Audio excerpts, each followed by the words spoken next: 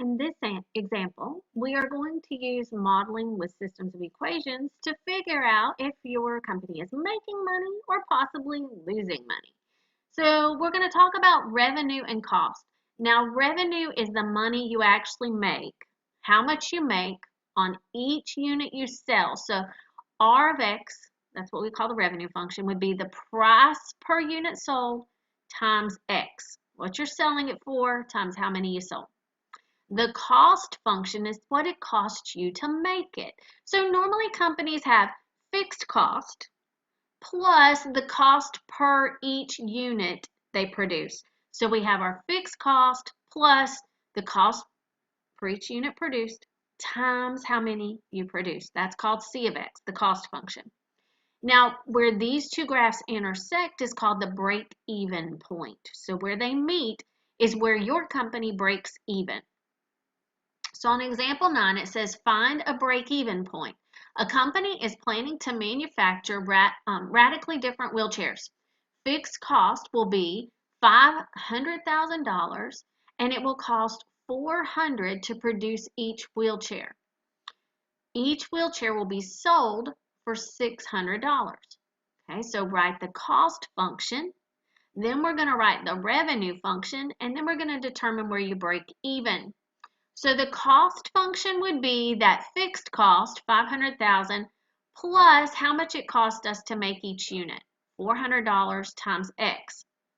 Now we're selling them for $600, so the revenue, R of X, would be 600 times X. You make $600 for each one you sell. Now the break even occurs when these two graphs intersect, okay? So this one, they changed the C of X to Y. They changed the R of X to Y. These are our two graphs.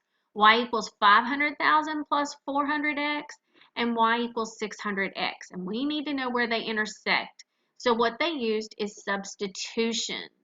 They took this 600X and they plugged it in right here for Y.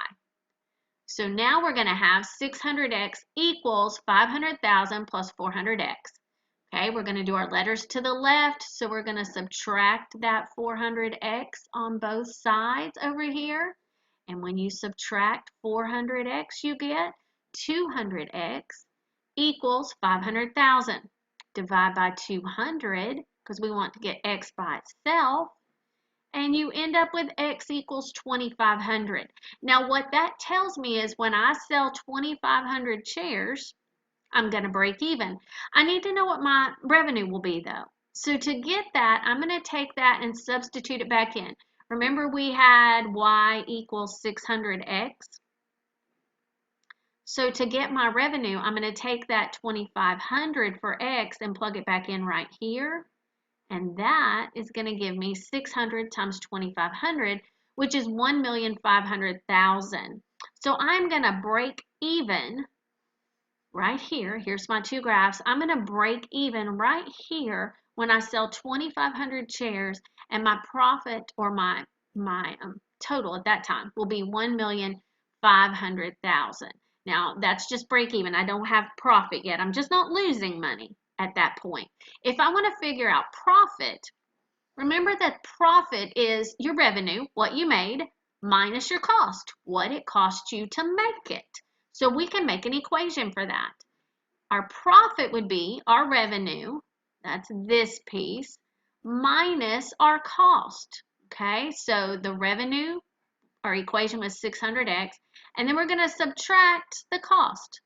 Okay, you distribute your negative here, and you end up with your profit is going to be equal to 200X minus 500,000. You can use that equation to make predictions. As you can see over here, if I were to plug in 2,500 right here, because here's the graph of our profit function, when I plug in 2,500, I'm going to get 0 for my profit. That's where I break even. But if I sell 3,000 chairs, I'm going to have a little bit of profit. If I want to know how much, I plug in 3,000 right here in this equation and see what I get.